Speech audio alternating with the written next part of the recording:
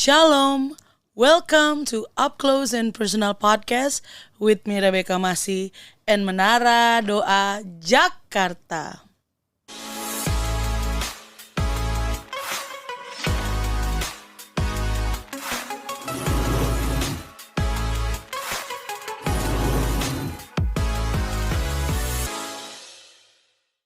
Berbahasa roh masih menjadi polemik di antara orang-orang percaya, Bu. Masih ada orang-orang yang tidak percaya, bahkan cenderung bersikap apatis terhadap bahasa roh gitu ya.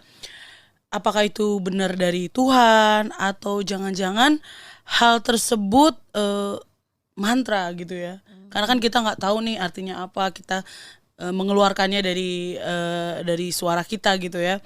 Dan ada orang yang beranggapan jangan-jangan itu adalah mantra dari iblis yang asal kita ucapkan gitu. Karena kita sendiri ya balik lagi kita nggak tahu artinya yang kita ucapkan itu. Aku pribadi aku sudah menerima karunia bahasa roh sejak tahun 2005 gitu ya.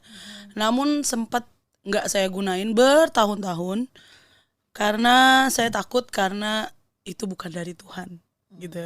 Jadi setiap saya pelayanan waktu itu saya berusaha untuk tidak berbahasa roh gitu. Karena saya takut jangan-jangan itu bukan dari Tuhan nih atau apa gitu ya. Dan ya puji Tuhan setelah bertahun kemudian gitu ya. Saya berada di Menara Doa Jakarta dan di tempat ini kita diajarkan sebelum kita pujian penyembahan kita ada berbahasa roh selama 30 menit yang mungkin awalnya agak berat gitu ya. 30 menit gitu ya, tapi semakin kesini gitu ya semakin belajar aku secara pribadi dan aku mengalami kuasa tersebut gitu ya Bu ya. Memang benar-benar kan katanya bukan katanya di firman Tuhan dibilang bahasa roh itu membangun roh kita dan itu benar gitu ya. Aku mengalaminya secara personal gitu. Nah, menurut Ibu gitu ya, kan bahasa roh adalah bahasa yang Tuhan berikan di mana kita bisa berkomunikasi gitu ya dengan Tuhan yang tidak dimengerti oleh kita sendiri maupun oleh iblis gitu ya. Banyak yang masih sepertinya tidak percaya akan bahasa roh ini. Menurut Ibu bagaimana? Ya, memang kalau orang banyak yang tidak percaya itu ya masih bisa dipahami lah ya. Iya. Karena pada mulanya saya pun demikian sama seperti BK seperti itu. Ketika saya menerima bahasa roh yang pertama kali itu di usia saya 13 sampai 14 tahun kalau nggak salah. Ya, setelah saya dibaptis dan kemudian ada hari pencurahan Roh Kudus dan saya menerimanya. Memang pada saat itu saya tidak paham juga. Ya, karena tiba-tiba tidak ada yang bisa kontrol suara saya atau tiba-tiba begitu aja nggak bisa. Kita mau berhenti juga nggak bisa gitu loh seperti itu. Tapi pada saat itu memang tidak ada yang mengajarkan atau memberitahukan kepada saya tentang hal tersebut. Ya, di gereja di mana saya dulu beribadah juga tidak terlalu dipelajari, diberi pengertian kepada jemaatnya tentang Roh Kudus. Yang walaupun mereka percaya Roh Kudus dan mengadakan hari pencurahan Roh Kudus seperti itu, tetapi mereka tidak memberikan pengajaran yang benar tentang hal tersebut. Sehingga bagi saya pada saat itu hanya ya begitu aja, berlalu begitu saja ya. Apalagi ditambah dengan kehidupan saya yang kemudian keluar dari Tuhan, dalam arti walaupun masih tetap bergereja segala macam, tapi pengaruh dunia banyak sekali. Sehingga sama seperti BK, kalau BK tidak menggunakan tapi BK bisa, tapi saat itu saya sudah sepertinya hilang begitu ya, sepertinya tidak ada, hilang karena saya itu tidak pernah memakai ya, karena memang juga apalagi dengan pergaulan saya seperti itu dan hanya ya kita berbicara tentang Alkitab aja tapi tidak ada doa yang begitu lagi seperti itu, sehingga hilang begitu saja. But ketika tahun 2001 saya baru kembali lagi, pada saat itu dalam keadaan posisi saya itu sedang berdosa. Ya, posisi saya tidak baik, posisi saya berdosa. Kemudian ketika saya berada di gerejanya Opa Alex ya, di gerejanya Opa Alex itu ketika Opa Alex memberikan ada suatu penerimaan urapan dari Roh Kudus seperti itu, dan dia mengimpartasikan yang pada saat itu yang mana saya sendiri merasa enggan, maksudnya ya, untuk datang ke tempat itu, tapi dorongan dari Tuhan lewat adik saya untuk membawa saya ke situ. Iya. Hingga tiba-tiba ada suatu terpaan angin lagi ya, dan suddenly itu saya tidak tahu out of nowhere dari mana saya, karena tidak pernah lagi mengatakan bahasa itu, tidak pernah memakainya ya. Kalau bahasa Inggris masih kita pakai gitu. Iya. Tapi tiba-tiba ada sesuatu kata-kata yang keluar dari mulut yang ini saya juga kok bisa lagi ya? Apa ini ya? Saya seperti itu ya. Kaget. Bukan kali. Sama kayak mereka. Ini cuman ini aja sesaat itu. Tetapi setelah itu sampai di rumah itu nggak berhenti, keluar lagi begitu. Ketika tiba-tiba saya hanya mau berdoa, mau tidur, itu keluar lagi seperti itu. Dan akhirnya disitulah saya bisa memahami apa kehendak Tuhan. Jadi seperti ada suara komunikasi, walaupun saya keluar kata-kata yang tidak bisa saya mengerti, tetapi dalam manusia roh saya, di dalam hati saya itu ada suatu perkataan yang bisa saya mengerti. Iya. Membacalah Alkitab. Ini ada bukan dorongan ya, tapi perintah seperti itu. Ya. Memang bahasa roh itu tidak bisa kita mengerti, even itu kita sendiri. Tetapi ketika kita bergaul, berkata-kata dengan bahasa roh itu, dengan Roh Kudus, dengan Tuhan Allah Bapa, Tuhan Yesus, ada suatu perintah yang kita juga perintahnya tuh bisa paham. Manusia roh kita bisa tahu, Tuhan memerintahkan ini. Tuhan memberitahukan ini. Tuhan menyuruh ini. Nah, itu langsung bisa tahu. Nah, itu komunikasinya.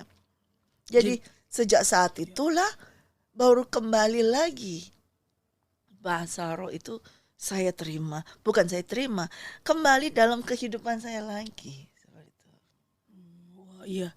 Berarti memang secara daging kita nggak ngerti ya Bu ya. Nggak mengerti. Dan ketika kita mengucapkannya berarti roh kita yang Berkomunikasi dengan Tuhan. roh Allah. Ya, dan memberikan pengertian sehingga secara daging kita bisa melakukan apa yang diperintahkan Tuhan gitu. Pengertian yang Tuhan berikan itu masuk ke dalam hati kita, ke dalam manusia roh kita, dan itu masuk ke dalam hati kita sehingga juga bisa masuk ke dalam pikiran kita.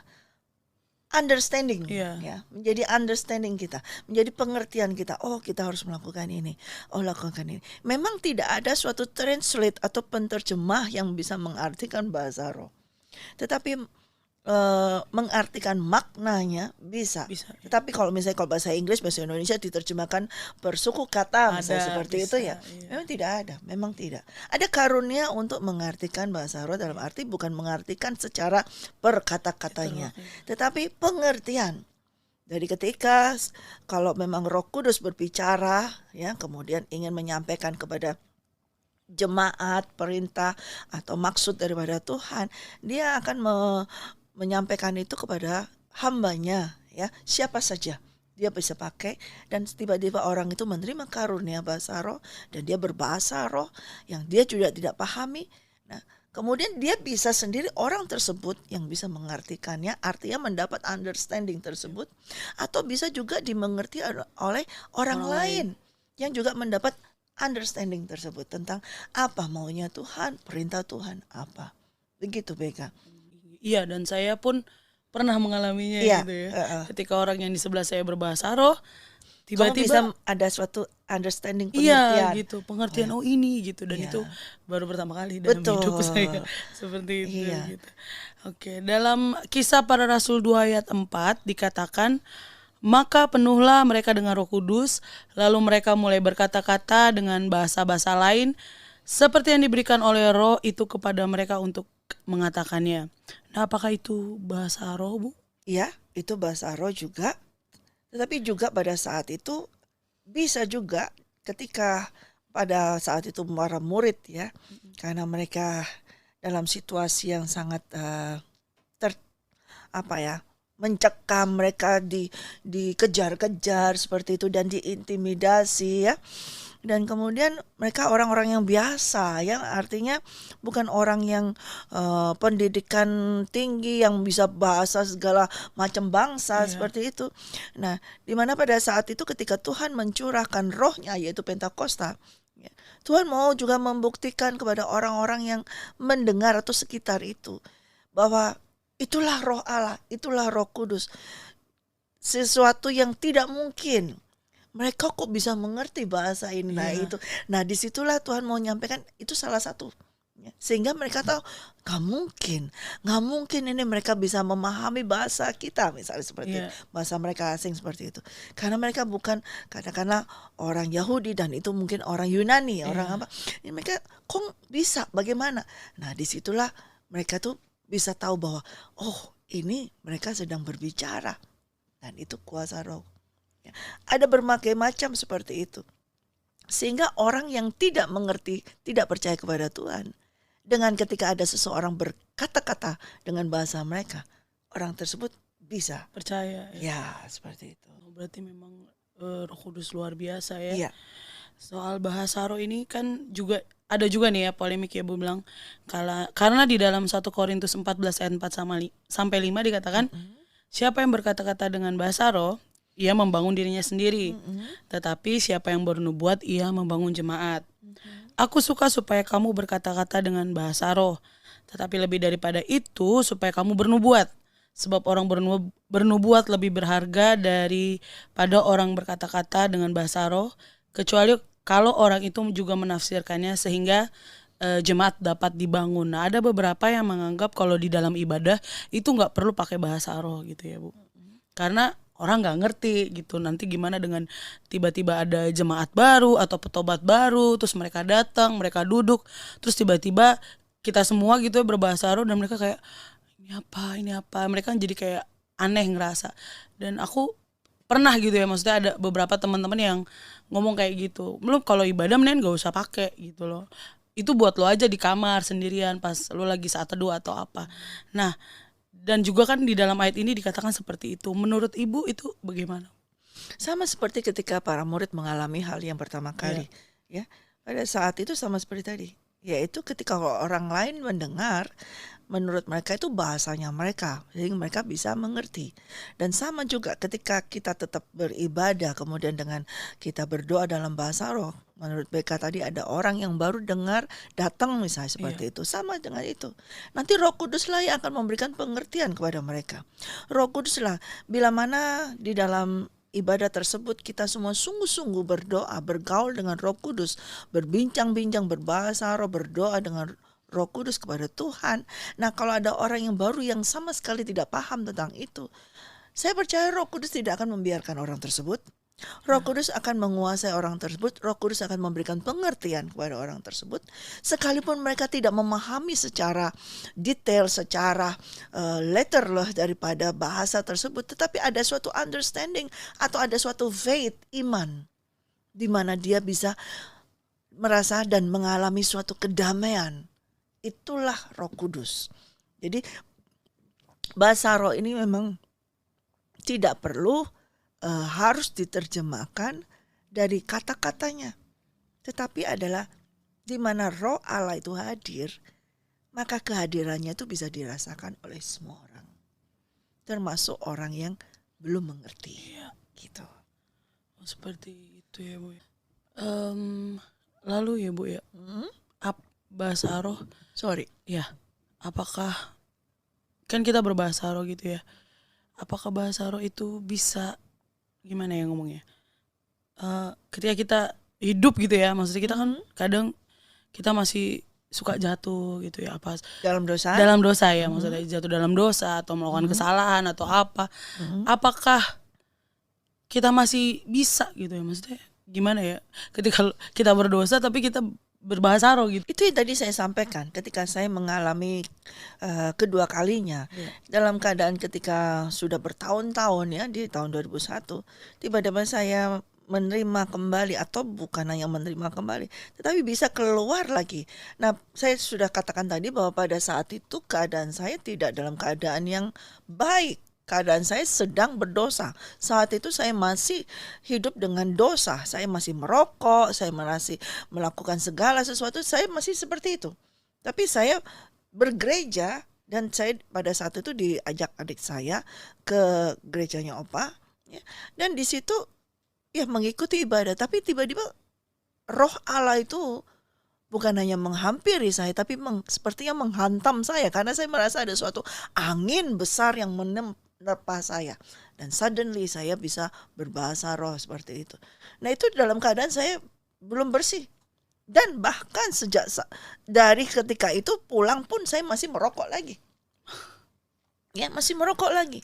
Namun sampai di rumah setelah saya tetap aktivitas merokok seperti itu, ada suara itu yang bicara jelas sekali untuk menyatakan kenapa saya ini dan perintah apa selanjutnya.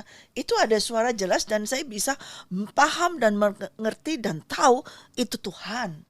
Itu Roh Kudus yang berbicara kepada saya. Dan saya bisa komunikasi, saya bisa langsung saya jawab dengan bahasa Indonesia. Yep. Ya, bisa saya jawab dengan bahasa Indonesia ketika saat itu diperintahkan untuk membaca firman Tuhan. Kitab Wahyu, saya katakan saya nggak mau ada jawaban, saya langsung ini ada perintah, saya jawab langsung. Itu dalam keadaan kondisi saya sedang berdosa. Artinya saya masih terikat kecanduan rokok. Tapi itu bukan jadi excuse kita. Bukan ya. jadi excuse kita untuk tetap berdosa, ya kan? Karena pada saat itu saya tidak paham, tidak mengerti, ya, bahwa saya seperti itu. Nah, kemudian setelah itu Roh Kudus perlahan-lahan mulai memberitahukan keberadaannya dia, siapa dia, lalu saya siapa, lalu apa yang saya kerjakan, apa yang saya lakukan, apakah perintah Tuhan. Itu dia mulai mengajar terus menerus, yaitu ketika saya mulai berkomunikasi dengan dia, dengan berdoa, berbahasa roh. Mulai dari itu saya berbahasa roh seperti itu. Dari itu perlahan-lahan Roh Kuduslah, Tuhan Yesuslah yang melepaskan saya dari kecanduan saya dari rokok. Ya. Ya. Memang harus ada komunikasi terus-menerus. Dan ketika dia berkomunikasi, kita berkomunikasi, ada perintah, ya kita harus mengikuti. Iya. Ya. Betul, harus diikutin ya Bu. Ya. Dan sejak saat itu terus-menerus ada proses ya. Begitu. Setelah itu saya lepas dan terus saya bergaul lagi terus dengan dia. Dan semakin saya dilepaskan lagi dari segala hal-hal yang tidak benar, yang tidak sesuai dengan Tuhan, semakin saya dilepaskan, semakin saya membebaskan semuanya, saya menyerahkan semuanya, semakin tajam pendengaran saya, semakin cepat mengerti, oh Tuhan maunya ini. Kalau kita membaca firman, saya membaca firman, langsung mendapat suatu revelation yang baru. Kalau dulu itu kayak membacanya kayak, apa sih ini, gak ngerti ini, kok begini sih, gak masuk akal nih firman Tuhan, kayak gitu. Tapi ketika saya melepaskan satu persatu, ya segala keterikatan saya terhadap dunia, terhadap iblis, ya itu dengan demikian saya mengikatkan diri kepada Tuhan dan itu membuat saya semakin paham, mengerti firman Tuhan, ya. Memang sukar untuk dijelaskan gimana ya komunikasinya seperti itu ya. Karena itu manusia roh kita ya, Beka, yang berbicara, berkomunikasi dengan Roh Kudus. Harus kita mengalaminya secara langsung ya. Betul. Betul ya, memang kalau cuman diceritain tuh kayaknya gimana orang juga seperti apa. Harus kita sendiri yang mengalami bagaimana Roh Kudus itu menuntun kita gitu ya, mengguide kita. Ya Bu. Dan aku waktu itu pernah nanya ya Bu ya, waktu itu di Bible study nih. Sorry. Soal berbahasa roh gitu ya. Kan dibilang kalau ketika kita berbahasa roh, kita itu membangun diri kita sendiri. Nah, ada waktu-waktu di mana kita mendoakan orang lain, misalnya kalau kita pelayanan gitu ya. Kita mendoakan orang lain lalu kita berbahasa roh gitu ya. Sementara di dalam Alkitab dibilangnya kalau kita itu membangun diri kita sendiri, sedangkan kita harus berdoa buat orang lain. Ya. Nah, bagaimana itu Bu? Fungsinya jadinya gimana? Ya, pada saat kita berdoa kepada Tuhan ya, atau kita diperintahkan untuk mendoakan orang, pada saat itu Beka pasti nggak tahu nih lu mesti berdoa apa untuk orang itu? Iya. Atau apakah kamu hanya asal aku berdoa supaya kamu gini gini gini gini. Kan itu tidak sesuai dengan apa yang Tuhan kehendaki. Nah, untuk mengetahui apa sih yang Tuhan mau terjadi atau berdoa untuk seseorang, kita harus berkomunikasi Dengan tuh. kita harus bertanya kepada Roh Kudus. Yep. Dan dia, bagaimana cara kita berkomunikasi dengan Tuhan? Ya, kalau kita berdoa, yang paling cepat yang bisa terjadi suatu komunikasi hanya dengan bahasa roh. Iya. Ya, dengan bahasa roh. Dan ketika saya juga pernah ngalami begitu, saya bingung ini ada orang udah, ini mesti doa apa ini? Bagaimana cara berdoanya? Dan saya berkomunikasi walaupun itu di dalam hati, ya, saya berbahasa roh tetap, ya, berbahasa roh, dan dia memberikan suatu understanding, dan kemudian keluarlah bahasa roh itu, dan saya berdoa, dan kemudian bila ada hal-hal yang harus disampaikan secara bahasa supaya orang tersebut mengerti, kita akan mendoakan. Nah, ini. Atau kadang-kadang Tuhan memberitahukan ada hal-hal beberapa hal yang dia simpan, Iya, ya, tersembunyi ya. atau dia tutup, ya, luka yang dia ini. Nah, itu Tuhan yang akan memberitahukan, Roh Kudus yang memberitahukan, dan kemudian kita akan berkata, coba buka hatimu seperti itu, ya. Biarkan Roh Kudus masuk, dan misalnya ada terjadi, ampunilah ayahmu atau ibumu, mungkin dia menyimpan kepahitan terhadap orang tuanya. Nah, kita nggak tahu, itu disimpan. Yang tahu Roh Kudus. Nah, untuk bisa tahu isi hati seseorang yang adalah sebetulnya kebutuhannya dia ketika untuk diminta didoakan, cuman dia minta doanya, bantu doa dong saya supaya saya diberkati. Ternyata bukan itu tujuannya. Oh iya. Nah, gitu. Bukan tujuan untuk diberkati supaya pekerjaan saya dapat lancar gini. Tapi sebetulnya dia minta didoakan atau Tuhan izinkan kita mendoakan orang tersebut, ada ikatan di dalamnya. Dia masih simpan kepahitan mungkin terhadap orang tua dan saudaranya semuanya, sehingga itu menghambat berkat Tuhan daripada dia. Nah, kita nggak bisa doa langsung, oh ya Tuhan Yesus memberkatimu, begitu saja. Sedangkan kita harus mencabut akar kepahitan tersebut. Nah, itu di dalam. Untuk yang mengetahui hal yang terdalam ini hanya Roh Kudus BK yang tahu. Dari sinilah kita harus terus berdoa bahasa roh. Ya, kalau kita bertanya dalam bahasa Indonesia, ya mungkin akan diberitahukan. Tetapi bagi saya lebih cepat, lebih berkomunikasi kalau kita berdoa dengan bahasa roh, dan dia langsung memberikan suatu understanding, pengertian firman Tuhan jelas, bukan saja pengertian tetapi firman Tuhan. Ada hal-hal yang harus dilakukan, yaitu misalnya lepaskan pengampunan. Nah, itu perintah dari Tuhan seperti itu. Wow, iya. Dan saya juga mengalaminya gitu ya Bu, beberapa tahun yang lalu ketika ada masalah gitu ya, under pressure tiap hari. Waktu itu aku masih kerja di sekuler gitu ya. Jadi under pressure di masalah gitu ya, dan sepanjang jalan. Jadi jalan dari saya tempat turun Transjakarta sampai ke tempat kerja saya itu agak jauh gitu. Dan saya berbahasa roh di sepanjang jalan itu, dan memang it work. Maksudnya bukan like magic ya Bu ya, maksudnya.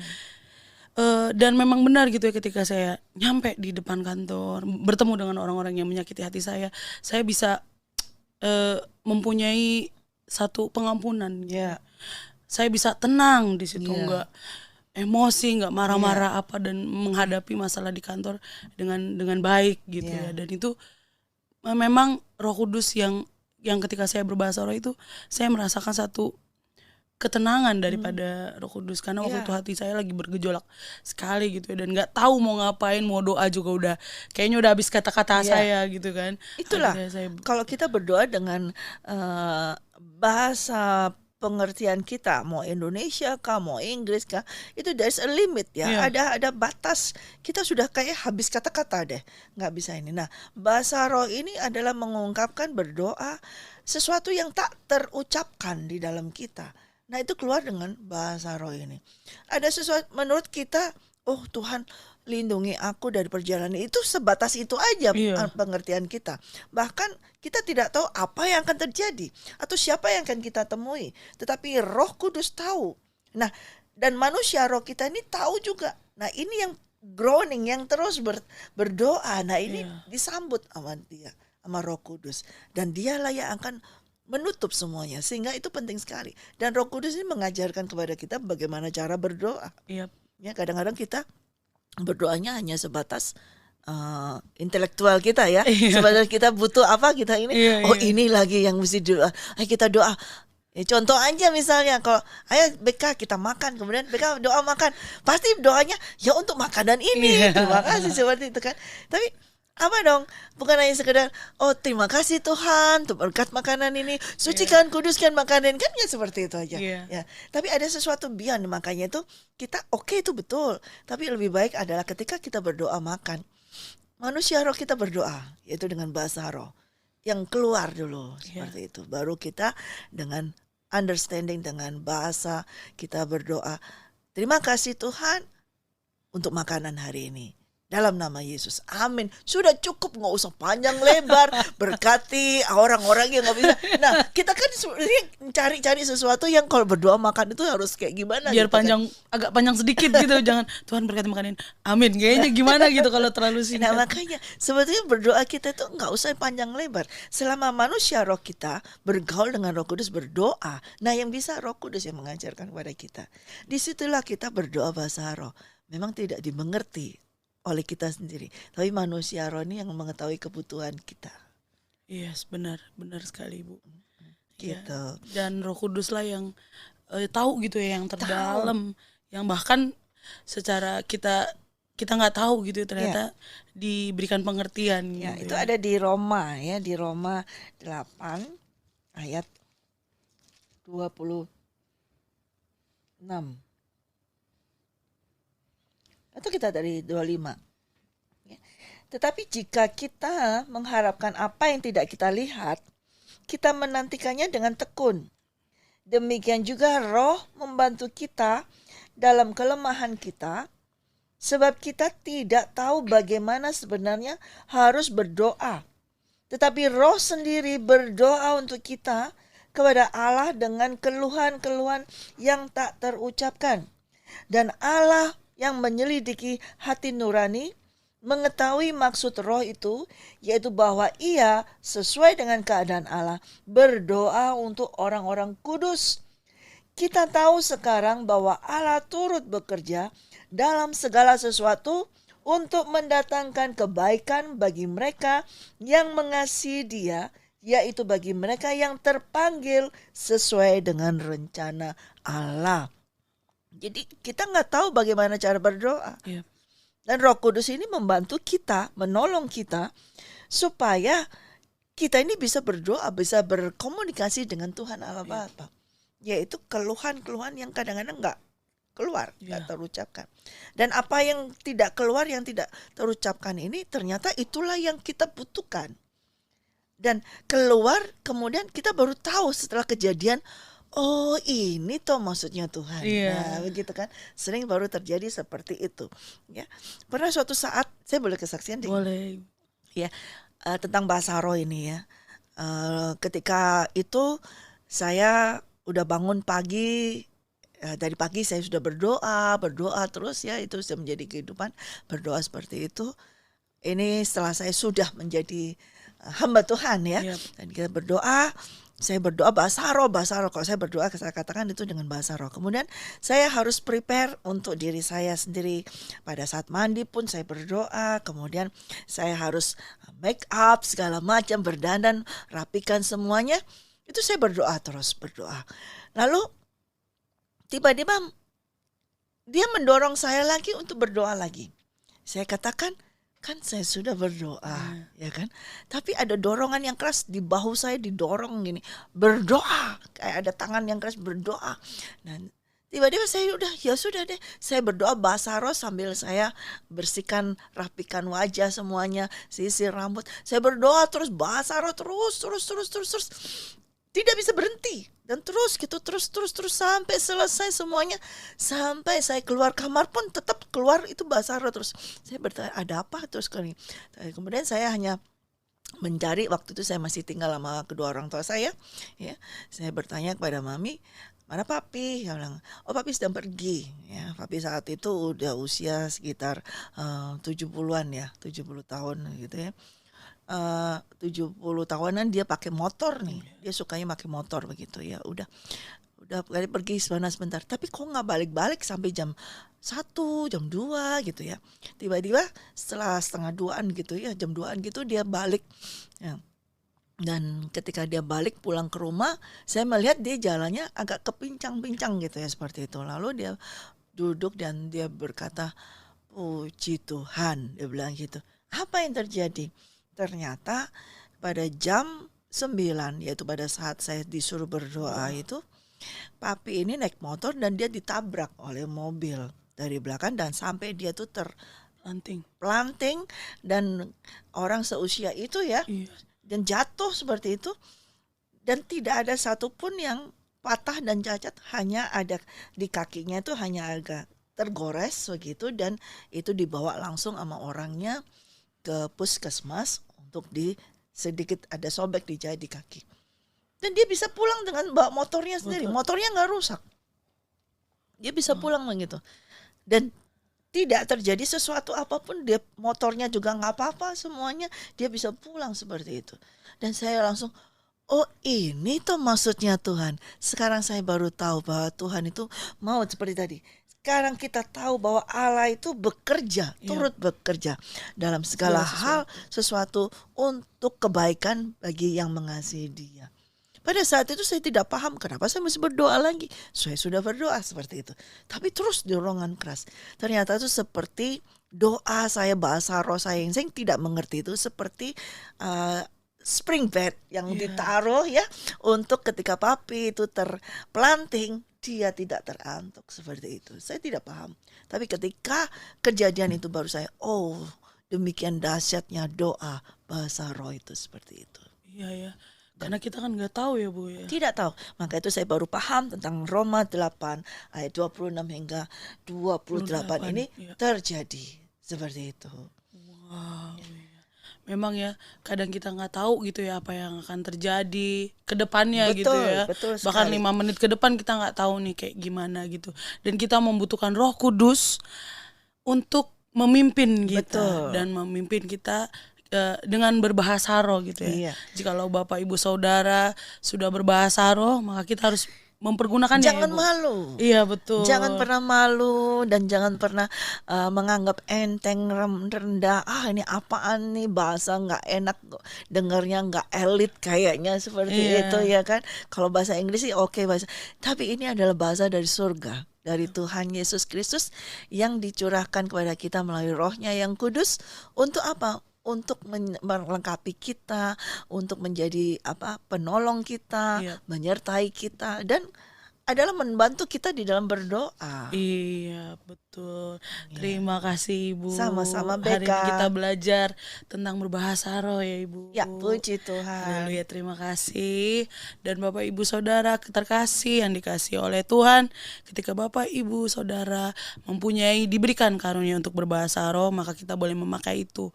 Karena itu adalah salah satu cara kita berkomunikasi dengan Tuhan, dengan Roh Kudus. Walaupun kita nggak tahu artinya apa, tapi percayalah dengan cara itu membangun roh kita gitu ya. Baiklah, sampai di sini dulu podcast kita pada hari ini.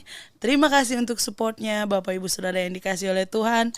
Jangan lupa di like, subscribe, nyalakan lonceng, dan share podcast Up Close and Personal. Be ready for He is coming. God bless you all.